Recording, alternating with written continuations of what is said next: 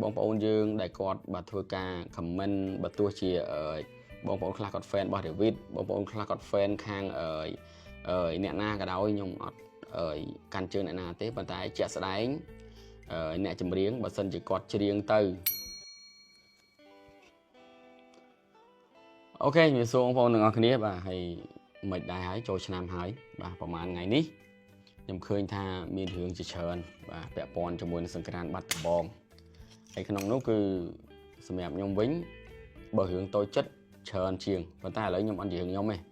ខ្ញុំនិយាយរឿងជា David បងប្រុសជា David ដែលគាត់គឺជាគេហៅថាសិល្បករមួយរូបដែលគាត់ល្បីឈ្មោះអញ្ចឹងណាហើយពាក់ព័ន្ធនឹងកម្មវិធីនេះឃើញបងប្អូនយើងយកមកវែកញែកច្រើនថាមិនគួរនិយាយចេះមិនគួរនិយាយចោះអ្នកខ្លះទៅថាមកពីគាត់ខឹងពេកអ្នកខ្លះទៅថាមកពី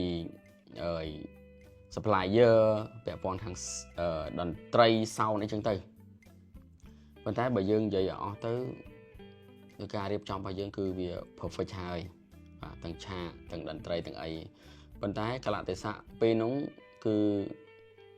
វាអត់ដឹងយ៉ាងម៉េចខ្ញុំក្នុងនោះគឺខ្ញុំជាពិធីករនៅក្នុងនោះដែរគឺមានអ៊ុនហ្វា Sky ខ្ញុំបាទគឺជាពិធីករសម្រាប់3ថ្ងៃសង្ក្រាន្តនៅបាត់ដំបងនៅតែម្ដងអញ្ចឹងពេលដែលយើងកំពុងធ្វើកម្មវិធីសម្រាប់ David គាត់លេងបទទី1អត់អីទេបាទហើយបទទី2ក៏អត់បញ្ហាដែរបាទហើយមានការរអិលដោយសារ David គាត់ឡើងជន់ទៅធុងបាសទៅចៃដនទៅពេលនោះមេការបាញ់ទឹករបស់បងប្អូនយើង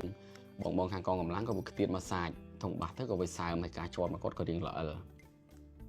តែមិនជាបញ្ហាទេប៉ុន្តែដល់បទទី3ស្រាប់តែសោនមិនដឹងថាពាក់ព័ន្ធនឹងបញ្ហាដូចកណិចឬក៏យ៉ាងម៉េចលេងទៅវារៀងធ្លាក់សោនបន្តិចបាទធ្លាក់សោនបន្តិចបាទពេលហ្នឹង David ក៏គាត់មានប្រតិកម្មក៏ព្រោះថាគាត់ធ្លាប់មានបញ្ហាម្ដងហើយពាក់ព័ន្ធមួយសម្លេងហ្នឹងអញ្ចឹងទាំងអស់ហ្នឹងវាអត់ដឹងថាយ៉ាងម៉េចខ្ញុំក៏មិនកាន់ជើងខាងDavid ខ្ញុំក៏អត់បន្ទោសខាង sound ប៉ុន្តែជាក់ស្ដែងខ្ញុំនៅហ្នឹងគឺខ្ញុំឃើញពីទស្សនវិជ្ជាពិតជាក់ស្ដែងអញ្ចឹងទៅខ្ញុំចង់ឲ្យបងប្អូនគេហៅថាពេលដែលបងប្អូនធ្វើការ comment នៅក្នុងវីដេអូសូមធ្វើការ comment ដោយគេហៅថាក្នុងលក្ខណៈយើងជាខ្មែរដូចគ្នាទេមានន័យថាយើងអត់ដឹងថាបច្ចេកទេសហ្នឹងពេលខ្លះក៏វាមិនស្រួលទាំងអស់ដែរបាទវាអត់ស្រួលទាំងអស់ទេបងប្អូនយើងខ្លះគាត់ឡើងឆាកក៏មានបញ្ហាបន្តិចក៏មានបញ្ហាទូចក៏តែងតែមានសម្រាប់ខ្ញុំជាអ្នកសិល្បៈដូចគ្នាក៏តែងតែមានពេលខ្លះខ្ញុំនិយាយទៅសលេងខ្ញុំវាអាចនឹងលឺពេលខ្លះខ្ញុំនិយាយទៅសលេងខ្ញុំវាអាចនឹងមិនសូវលឺអញ្ចឹងនៅក្នុងព្រឹត្តិការណ៍នោះគឺបងប្អូនយើងក៏ចូលរួមច្រើនមែនតើសម្រាប់ខេត្តបាត់ដំបងនៅក្នុងឆ្នាំនេះគឺច្រើនមែនតើបាទអញ្ចឹងពេលដែល Gen Sword ក៏រៀបចំឡើងដែលសហការជាមួយនឹង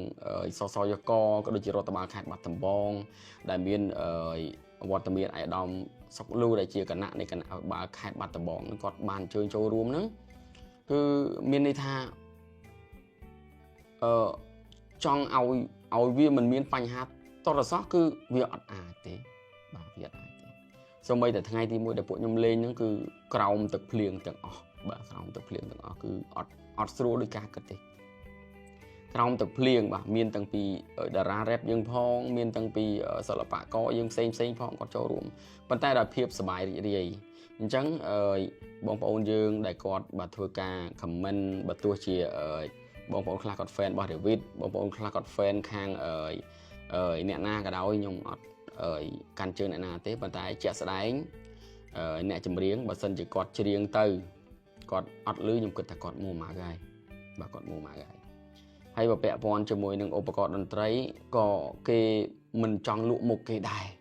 បាទឧបករណ៍តន្ត្រីដែលគេដាក់បំពាក់មកហ្នឹងគឺរាប់ម៉ឺនដុល្លារក្រុមហ៊ុនជួលរាប់ម៉ឺនដុល្លារបាទគេអត់ចង់លក់មុខគេទេអញ្ចឹងនេះគឺជាកំហុសដែលអចេតនាបំផុតបាទហើយសម្រាប់អ្នកជំនាញគាត់ហត់ផងគាត់ឃើញ fan ពងសបាយផងអញ្ចឹងគាត់មានអារម្មណ៍ថាឆេវឆាវអញ្ចឹងសម្រាប់បងប្អូនទាំងអស់គឺអត់មានអីទេហើយសូមបំភ្លេចរឿងនេះចោលទៅក្នុងនាមយើងជាខ្មែរដូចគ្នា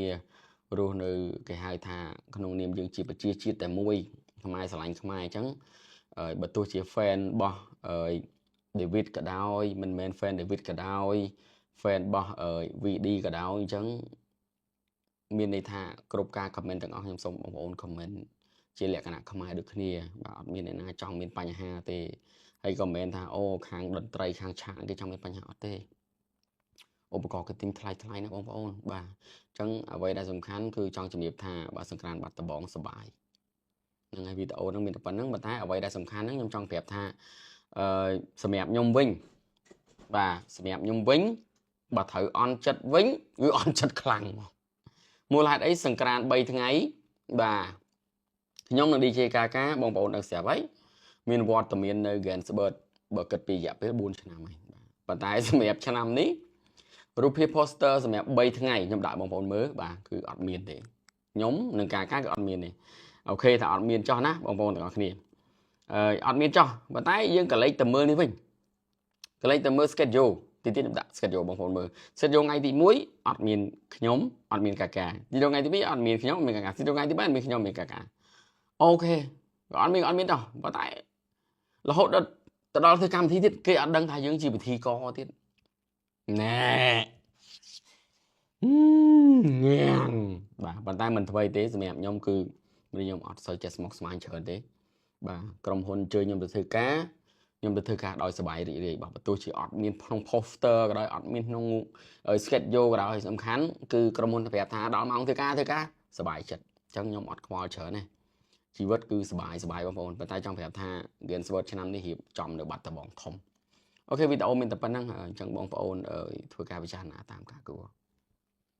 ជាអ្នកខ្លាំងតែចម្បាំងមកពីស្រុកស្រែពេលអាចកំបាំងមានកម្លាំងកាពីពុះម៉ែលោកគឺជាតំណាងតែគេដាំសាជាតំណាង